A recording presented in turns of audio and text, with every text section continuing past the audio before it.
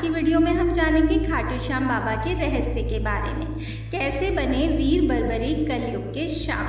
खाटू श्याम जी का वास्तविक नाम महाबली बर्बरीक था। ये पांडुपुत्र महाबली भीम के पौत्र यानी कि पोते थे। इनके पिता का नाम घटोत्कच था, जो भीम और उनकी असुर पत्नी हिडिंबा की संतान थे। इनकी माता का नाम अहिलावती मोरबी था, जो एक नाग कन्या थी। बर्बरीक को अपने अद्भुत केशों के कारण ही यह नाम मिला था। राजस्थान के सीकर जिले में खाटू नामक स्थान पर इनका विश्व प्रसिद्ध मंदिर है। यहाँ पर देश और विदेशों से भी भक्त इनके दर्शन हेतु आते हैं। मान्यता है कि जो भी खाटू श्याम बाबा के मंदिर में जाकर उनके दर्शन करता है, उसकी समस्त मनोकामनाएं पूरी हो जाती हैं। वीर बर्बरीक का जन्म। पांडवों ने अपने अज्ञातवास का समय भीषण जंगलों व गुफाओं में छुपते छुपाते बिताया था। अज्ञातवास के दौरान एक बार जंगल में विचरण करते हुए महाबली भीम पर हिडिंबा नामक राक्षसी की नजर पड़ी और वह उन पर आसक्त हो गई। भीम ने हिडिंबा के शक्तिशाली असुर भाई को पराजित करके हिडिंबा से विवाह कर लिया। भीम और हिडिंबा को घटोत्कच नामक एक पुत्र की प्राप्ति हुई, जो अपने पिता भीम से भी ज्यादा शक्तिशाली और पराक्रमी योद्धा था। घटोत्कच अपनी माता के साथ ही हिडिंब वन में निवास करते थे। एक बार घटोत्कच अपने पिता व अपने परिवार के लोगों से मिलने के लिए आए। श्री कृष्ण ने घटोत्कच को देखकर उनके पिता से उनका विवाह कराने की बात कही। तब पांडवों ने श्री कृष्ण से अनुरोध किया कि आप ही इसके लिए योग्य वधू की तलाश करें। तब श्री कृष्ण ने असुर राज शिल्पी मुरा की गुणवान और सुशील कन्या कामपिका मोरबी को घटोत्कच के लिए चुना। अपने विवाह के लिए मोरबी ने एक शर्त रखी थी कि जो भी उसे शस्त्र और शास्त्रार्थ में पराजित कर देगा, उसी के साथ में वह विवाह करेगी। मोरबी की इस शर्त को पूरा करने के लिए स्वयं श्री कृष्ण भगवान ने घटोत्कच को दीक्षित किया था। घटोत्कच ने मोरबी को शस्त्र और शास्त्रार्थ में पराजित करके उससे विवाह किया। अपनी पत्नी को लेकर घटोत्कच हिडिंब वन में चले गए। मोरबी ने हिडिंब वन में एक बेहद अद्भुत पुत्र को जन्म दिया। उसके बाल शेर की भांति बड़े बड़े और घुंघराले थे। उनके बालों के कारण ही उनके पितामह भीम ने उनका नाम बर्बरीक रखा। स्कंद पुराण में भी इनका जन्म स्थान हिडिंब वन ही वर्णित है। वर्तमान में हिडिंब वन का कुछ भाग हिमाचल प्रदेश व शेष भाग नेपाल के अंतर्गत आता है। बालक बर्बरीक का बचपन कैसा था। बर्बरीक अपने बाल्यकाल से ही अद्भुत बालक थे। वे जन्म लेने के पश्चात ही पूर्ण विकसित हो चुके थे। अपने पुत्र को लेकर जब घटोत्कच श्री कृष्ण के पास गए, तब बर्बरीक ने श्री कृष्ण से इस जीवन का अच्छा उपयोग कैसे हो, यह पूछा। तब श्री कृष्ण बालक से प्रभावित हुए और कहा, असहाय और कमजोर लोगों की मदद करना और सर्वदा धर्म का मार्ग ही अपनाना, इस जीवन का सर्वोत्कृष्ट उपयोग यही होगा। आगे भगवान श्री कृष्ण ने बालक बर्बरीक से कहा कि इस कार्य के लिए आपको शक्तियां अर्जित करनी होंगी।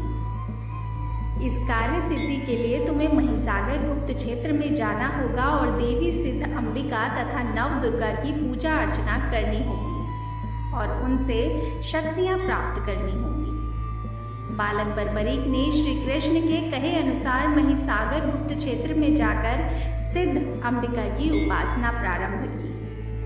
बालक बर्बरीक की कठोर भक्ति से प्रसन्न होकर मां सिद्ध अंबिका ने उन्हें 3 दिव्य बाण, धनुष व कई अन्य शक्तियां प्रदान की। इस धनुष की मदद से वे त्रिलोक पर विजय प्राप्त कर सकते थे। इसी कारण इन्हें 3 बाणधारी नाम भी मिला। इसके उपरांत देवी ने उन्हें चांडिल नाम भी दिया। बर्बरीक ने किया था अपने शीश का दान। महाबली भीम के पुत्र वीर बर्बरीक को ही खाटू श्याम जी के नाम से जाना जाता है। वीर बालक बर्बरीक के खाटू श्याम बनने की कथा महाभारत के समय से ही शुरू हो चुकी थी। एक अन्य प्रचलित मान्यता के अनुसार बालक बर्बरीक ने भगवान शिव की घोर तपस्या करके उनको प्रसन्न किया और उनसे 3 दिव्य बाण प्राप्त किए। यह बाण इतने चमत्कारी थे कि इनका उपयोग करके त्रिलोक पर विजय प्राप्त की जा सकती थी।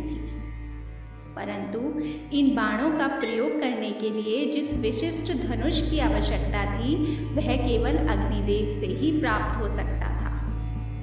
अतः बर्बरीक ने अग्निदेव की घोर तपस्या करके उन्हें प्रसन्न कर वह धनुष प्राप्त कर लिया। सुन लेते हैं खाटू श्याम जी की कहानी। जब महाभारत का युद्ध प्रारंभ होने की सूचना इन्हें मिली तो इन्होंने माँ से उस युद्ध में भाग लेने की इच्छा प्रकट की।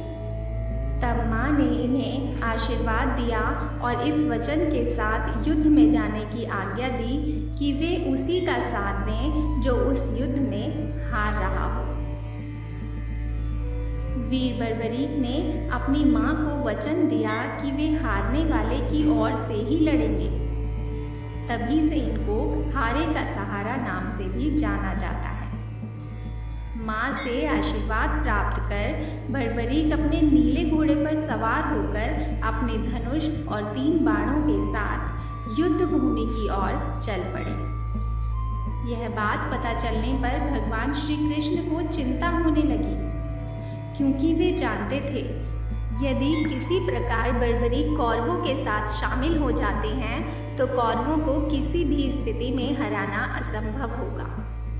तब युद्ध के लिए जाते समय रास्ते में भगवान श्री कृष्ण एक ब्राह्मण के वेश में इनसे मिले और पूछा कि वे कहाँ जा रहे हैं। बर्बरीक जी ने बताया कि वे महाभारत युद्ध में भाग लेने जा रहे हैं। ब्राह्मण वेशधारी श्री कृष्ण जी ने कहा, तुम केवल 3 बाण लेकर ही युद्ध में भाग लेने जा रहे हो? तब उत्तर में बर्बरीक ने कहा कि ये साधारण बाण नहीं है, बल्कि ये ऐसे दिव्य बाण हैं जो विश्व की किसी भी सेना को समाप्त कर सकते हैं। मेरा प्रत्येक बाण शत्रु का संहार करके तरकश में वापस आ जाएगा। ब्राह्मण ने कहा कि तुम मुझे इनकी शक्ति दिखा सकते हो? बर्बरीक के हाँ कहने पर ब्राह्मण ने पास के एक पीपल के वृक्ष की ओर संकेत करते हुए कहा कि क्या तुम एक ही बाण से इस वृक्ष के सारे पत्ते भेद सकते हो? बर्बरीक ने अपने आराध्य को नमन कर एक बाण छोड़ा। उस एक ही बाण ने पीपल के सभी पत्तों को भेद दिया और फिर ब्राह्मण बने श्री कृष्ण के चारों ओर परिक्रमा करने लगे। तब बर्बरीक ने कहा कि आप अंतिम पत्ते के ऊपर से अपना पैर हटाइए, अन्यथा आपका पैर जख्मी हो जाएगा। वास्तविकता यह थी कि श्री कृष्ण ने अपनी चतुराई से एक पत्ता अपने पैर के नीचे दबा लिया था। चमत्कारिक रूप से वह पीपल का पेड़ आज हरियाणा के हिसार जिले में भी तलवंडी राना के पास पीर बबराना गांव में मौजूद है। इस पेड़ पर जब भी नए पत्ते आते हैं तो शुरुआत में तो वे ठीक होते हैं, परंतु कुछ दिनों के बाद उनमें अपने आप छेद हो जाते हैं। अब श्री कृष्ण ने उनसे पूछा कि वे युद्ध में किस सेना की ओर से भाग लेंगे। बर्बरीक ने जवाब दिया कि जो पक्ष हार रहा होगा वे उसकी ओर से ही लड़ेंगे। ये बात सुनकर श्री कृष्ण चिंतित हो गए। वे जानते थे कि यदि ऐसा हुआ तो यह युद्ध तो कभी समाप्त ही नहीं होगा। दरअसल बर्बरीक के इस निर्णय के बारे में कौरव भी जानते थे, इसीलिए उन्होंने योजना बना रखी थी कि पहले दिन वे कम सेना के साथ युद्ध करेंगे और हारेंगे। अतः बर्बरीक उनकी ओर से लड़ेंगे और पांडवों की सेना को समाप्त कर देंगे। अतः ब्राह्मण वेश में भी श्री कृष्ण ने उनसे दान देने का वचन मांगा। बर्बरीक जी ने तुरंत वचन दे दिया।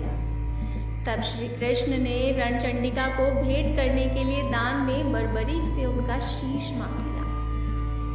वीर बर्बरीक उनकी बात सुनकर तनिक भी विचलित नहीं हुए। उन्होंने उन ब्राह्मण देव से प्रार्थना की कि वे अपना शीश अवश्य दे देंगे।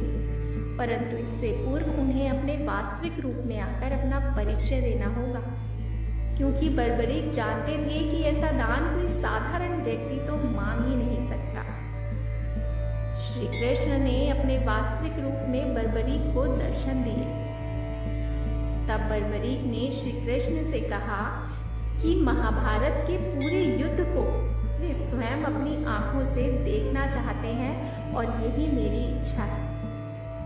श्री कृष्ण ने उन्हें इस बात का वचन दिया।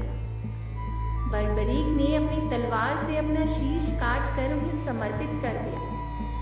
यह दिन फाल्गुन मास की द्वादशी का दिन था।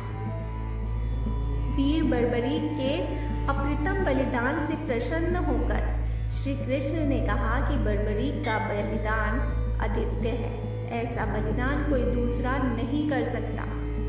उसके बाद श्री कृष्ण जी ने वीर बर्बरीक के शीश को 14 देवियों से प्राप्त अमृत से अभिषेचित कर अमर कर दिया और युद्ध स्थल के निकट एक ऊंची पहाड़ी पर स्थापित कर दिया, जहां से वे संपूर्ण युद्ध के दृश्य को भलीभांति देख सकते थे। तब बर्बरीक जी संपूर्ण महाभारत के युद्ध के साक्षी बने और युद्ध समाप्त होने के बाद उन्हें श्री कृष्ण जी से आशीर्वाद प्राप्त किया और अंतर्ध्यान हो गए। महाभारत का युद्ध समाप्त होने पर पांडवों को इस बात पर घमंड हो गया कि वे बहुत बलशाली हैं और उन्होंने अपनी वीरता और पराक्रम से ही महाभारत का यह युद्ध जीता है। अतः इस बात पर गहन चर्चा होने लगी कि इस युद्ध में जीत का श्रेय किसे दिया जाएगा। निर्णय न होने पर श्री कृष्ण ने कहा, इस प्रश्न का उत्तर बर्बरीक बता सकते हैं, क्योंकि वे इस संपूर्ण युद्ध के साक्षी हैं। इस बात पर सभी सहमत होकर बर्बरीक जी के पास जाते हैं। उन्होंने कहा, इस युद्ध भूमि की विजय का संपूर्ण श्रेय श्री कृष्ण को जाता है, क्योंकि युद्ध विजय के पीछे श्री कृष्ण की ही माया थी। अर्थात बर्बरीक को पूरे युद्ध क्षेत्र में सिर्फ श्री कृष्ण का सुदर्शन चक्र ही घूमता दिखाई दे रहा था, जो शत्रु सेना को मार काट रहा था। इस प्रकार बर्बरीक जी के शीश ने पांडवों के अभिमान को चकनाचूर कर दिया। श्री कृष्ण ने तब उन्हें वरदान दिया कि तुम कलयुग में मेरे श्याम नाम से जाने जाओगे। मेरी समस्त शक्तियां तुम्हें प्राप्त होंगी। समस्त देवी देवता आपके शीश को पूजेंगे। जब तक ब्रह्मांड में सूर्य, चंद्र, पृथ्वी और नक्षत्र रहेंगे, तुम भक्तों के द्वारा मेरे श्याम रूप में पूजनीय रहोगे। साथ ही किसी व्यक्ति का कोई भी श्राप, चाहे वह पूर्व जन्म का ही क्यों ना हो, तुम्हारे दर पर मस्तक झुकाने से समाप्त हो जाएगा। कलयुग के देवता के रूप में तुम जाने जाओगे और पूजे जाओगे। खाटू श्याम जी के बारे में जानकारी प्राप्त करके आपको कैसा लगा कमेंट सेक्शन में बताएं। इसी तरह की और वीडियोस के लिए चैनल को जरूर सब्सक्राइब करें, वीडियो को शेयर करें, लाइक करें, कमेंट करें, बेल आइकन को भी जरूर प्रेस कर लें। Thanks for watching guys.